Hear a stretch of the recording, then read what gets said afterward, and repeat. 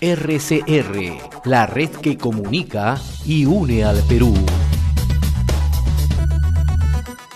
Es grato tener como invitado en esta oportunidad a la doctora Rosa María Bartra. Ella es candidata al Congreso de la República en Lima Metropolitana por Solidaridad Nacional con el número 1. Gusto saludarla, muy amable. ¿Cómo estás? José, muy buenos días, querido pueblo peruano. Esta es una semana en la que debes decidir quién debe tener tu voz en el Congreso, y por eso es muy importante que, más allá de todo este ruido que contamina, te concentres esta semana en saber quién debe representarte y qué propone esa persona que debe representarte. Tu voz, porque tú eres el Congreso. No es verdad que hay un Congreso que es ajeno a ti.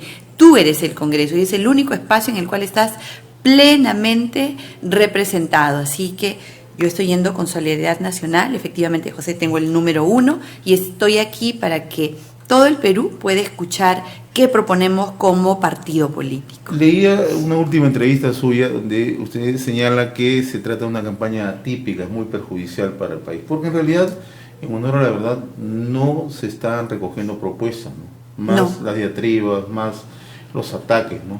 Se ha circunscrito a eso, ¿no? Y eso, en definitiva, no le hace bien al país en su conjunto, ¿no? Hace mucho daño. No solamente no hace bien, porque decir que no hace bien sería decir que es inocuo, pero en realidad le hace muchísimo daño. El día de ayer, por ejemplo, en lugar de que los noticieros más importantes del país se hubieran concentrado en cuál es la propuesta de uno y cuál es la propuesta del otro, lo que hemos visto es el ataque personal. Y yo, está bien, deploro la doble moral, deploro el doble discurso, pero venga, por ejemplo, lo que hemos visto es, todo ha sido el señor Julio Guzmán. Está bien, podemos cuestionar sus temas personales. Yo jamás entraría al plano personal porque creo que el plano íntimo es íntimo, pero sí quisiera que, por ejemplo, hablemos de qué defiende el Partido Morado y cómo se han desarrollado sus hechos en los últimos días. Anunciaron la renuncia del general Mora, una renuncia en realidad bastante mentirosa, porque sabían perfectamente que ya no se podía renunciar y que no podían renunciarlo. Y el jurado se pronunció el Jurado Nacional. Y el jurado tuvo que salir a decir que no, primero que ni siquiera la habían presentado, y segundo que en todo caso es improcedente porque el plazo ha vencido. Entonces, digamos que frente a las mentiras, frente a la exposición de la verdadera esencia de cada uno de ellos, veamos qué propone cada uno. Solidaridad Nacional es el partido, el único partido que se ha definido valientemente, que no ha tratado de acomodarse a lo que el poder mediático y el poder económico y el poder político que viene de afuera nos quiere imponer. Temas como el aborto, ¿no? Y el derecho libre a abortar, lo cual me parece absolutamente aberrante, que un partido político pueda abrazar una ideología en la cual la dignidad del ser humano, porque hay un ser humano desde el momento en el que se concibe, sea atentada, y además que el único ser que ni siquiera puede alzar su voz para defenderse, que ni siquiera puede llorar, que ni siquiera puede nada atentar contra ellos. Yo creo que un partido que no puede defender al no nacido abiertamente, no puede defender a nadie. Quien no puede defender al más indefenso no puede levantar la bandera de defensa de absolutamente nadie, de la defensa de la vida o la defensa de la familia. Este instituto natural que está consagrado en nuestra Constitución, y hay partidos que atentan a destruir a la familia y que lo han hecho permanentemente durante este tiempo. Nosotros, como Solidaridad Nacional, tenemos en primer lugar el enfoque de familia para las políticas públicas. Y no es discurso, no es que en este momento uno se acomoda. Desde el Congreso, a pesar que yo tuve una labor de trabajo que la gente ha visto, porque a mí la gente no me habrá visto ociosa. Podrán discrepar conmigo, pero ociosa no podrán decir, me han visto trabajar, pero aún en medio de todas las responsabilidades que tuve, presenté el proyecto de ley para desechar el enfoque de género e incorporar el enfoque de familia. Si trabajamos por la familia peruana, que es la esencia misma de no solamente la sociedad, sino la esencia misma de nuestra cultura, vamos a poder resolver muchísimas cosas. ¿Esperaban que esta defensa abierta de la familia y de la vida les iban a traer tantos, ataques? Yo sí lo esperaba. Yo sí lo esperaba porque hay una agenda ideológica impuesta por ONGs, que no son una ONG es una organización no gubernamental, pero yo creo que estas se han convertido en OMGs, organizaciones muy gubernamentales, porque siendo que nadie las eligió, que no sabemos quién las financia, nos imponen reforma de justicia, nos imponen reforma política, nos imponen reforma electoral y nos imponen la destrucción de la vida y la destrucción de la familia. Y como ese es un poder económico muy grande, muy potente, que de afuera hacia adentro quieren cambiar totalmente nuestra patria, yo sabía que iba a tener una maquinaria de demolición. Pero ¿sabe qué, José? Si no levanto mi voz para defender la vida y defender a la familia, cuando un congresista lo único que tiene es su voz, porque no tienes otra cosa. Yo soy una mujer migrante, provinciana, sin espalda ni económica, ni de ningún tipo de poder. Entonces lo único que tengo es el cariño de mi pueblo y la vocación de transformación en positivo que traigo desde que tengo uso de razón. Entonces, esta esencia mía de peruana, luchadora, que no sea milana, que se levanta de madrugada, que trabaja hasta tarde, que lucha por sus hijos. No quiero hacerlo solamente por mi familia y mis hijos, quiero hacer por todos. Entonces, el tercer eje fundamental de Solidaridad Nacional está en la defensa del emprendedor. Entonces, somos familia, vida y emprendedor. Mucho se dice, y usted habrá tenido seguramente acá a expertos que traen la fórmula mágica para acabar con la informalidad. Y dicen el 73% de peruanos están en la informalidad y lo que hay que hacer es, vamos a tratar de cambiar la idiosincrasia del 73% de peruanos para privilegiar aquella que está diseñada seguramente también por políticas extranjeras, por expertos que trabajan en oficinas con aire acondicionado, bien cómodos, y creen que desde ahí se resuelven los problemas de la patria. No, José.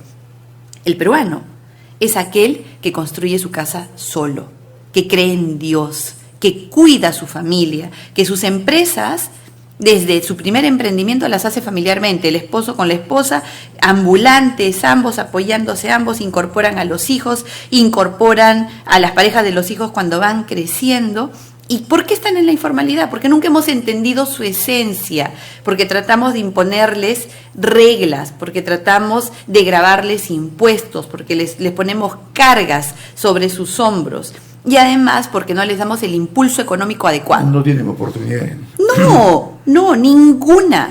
Entonces, fíjese usted, yo encontré en Solidaridad Nacional un partido que quiso valientemente defender posiciones y además trabajar primero por los que tienen menos. Y ahí están, la esencia misma de Solidaridad, las escaleras, los hospitales solidarios, los clubes zonales. Hay una esencia del partido que va completamente en línea con los principios que he defendido, que defiendo y que voy a defender. Así salgan y me inventen patraña tras patraña, así traten de demolerme moralmente, así descalifiquen, me caricaturicen, no importa, porque finalmente lo que importa es lo que defendemos. Estamos dialogando con la doctora Rosa María Bartra, candidata al Congreso de la República en Lima Metropolitana por Solidaridad Nacional con el número 1. ¿Por qué es gravitante el próximo Congreso? ¿Por qué resulta trascendental para el país? Es un Congreso corto, dicho sea de paso, estamos en un periodo de interregno, ¿no? Pero usted siempre ha trabajado haciendo fiscalización en el Parlamento. ¿Por qué resulta trascendente el próximo Congreso? Primero porque hay que restablecer el equilibrio de poderes. Cuando en la casa falta el papá o la mamá, hay un desequilibrio. Y nuestro Estado está compuesto por 3 poderes que deben regularse mutuamente, que deben apoyarse también. Basta de esta pelea absurda entre Ejecutivo y Legislativo, cuando lo principal es el pueblo. Y digo basta, no para decir hay que dejar de fiscalizar. Por el contrario, este Ejecutivo, liderado por el señor Vizcarra, que ha cerrado el Congreso, y no sabemos para qué ha cerrado el Congreso, porque finalmente nada ha resuelto, y más bien ahora vamos a tener un Congreso fraccionado y probablemente de gente sin experiencia y sin capacidad para poder levantar la voz como corresponde en el Congreso, es fundamental. Primero, para recuperar, como le digo, el equilibrio y la democracia. El poder ejecutivo y el poder legislativo deben coexistir para regularse mutuamente. Quien tiene la plata y tiene el poder necesita control, pero un control que realmente vaya a beneficiar al pueblo. Un control que le diga, por ejemplo, a la señora ministra de la Mujer: señora, ¿qué ha hecho por las mujeres? ¿Qué ha hecho si en su gestión la cifra de feminicidios se ha disparado? Que le diga al ministro del Interior: oiga, señor Morán, todos los días mueren hermanos nuestros en manos de la delincuencia. Los extranjeros están haciendo lo que quieren en nuestra patria. ¿Cuál es su política en fronteras? ¿Cuál es su política para tratar los delincuentes extranjeros? Nosotros llevamos propuesta. Y yo estoy segura, José, que si el pueblo peruano nos da su confianza, al primer día que nosotros estemos allí, el primer proyecto que vamos a impulsar, además del que ya tenemos de enfoque de familia, es de expulsión inmediata de extranjeros que cometan delitos, así sea delito de bagatela, así sea un sol. Extranjero que viene a nuestra patria y cumple nuestras reglas y respeta a nuestros hermanos, bienvenido. Pero extranjero que viene acá, infringe, delinque, ahora están en bandas de extorsionadores, de proxenetismo, de tráfico de drogas. ¿Por qué tenemos que permitir que estén en nuestra patria? ¿Por qué? Entonces, para ellos, afuera, y con la convicción que saben que tenemos, saben que vamos a cumplir. Y vamos a hacer que el Ejecutivo promulgue esta ley. Se la ha copiado, pero la ha copiado incompleta. Ya han salido a anunciar que los ilegales van a ser expulsados. Señor Vizcarra, no solo los ilegales, necesitamos que todo extranjero delincuente que viene a hacer daño, que no solamente quita la vida, quita el patrimonio, quita oportunidades, se tiene que ir. Y nuestras fronteras tienen que estar bien cuidadas para que no ingrese lacra. Yo estoy segura que los venezolanos de bien, los colombianos de bien, los ecuatorianos de bien y cualquier extranjero que esté en nuestra patria, que vienen a ser patria y que vienen a respetar nuestras reglas, no van a sentir ningún agravio en esto.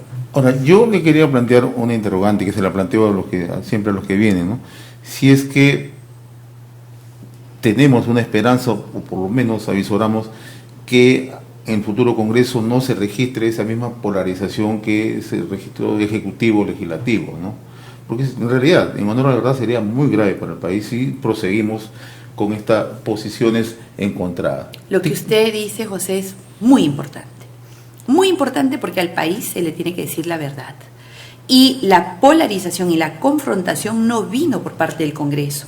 Vino por parte del Poder Ejecutivo, que quiso que los proyectos que le presentaron precisamente las ONGs se impongan y se aprueben con puntos y comas.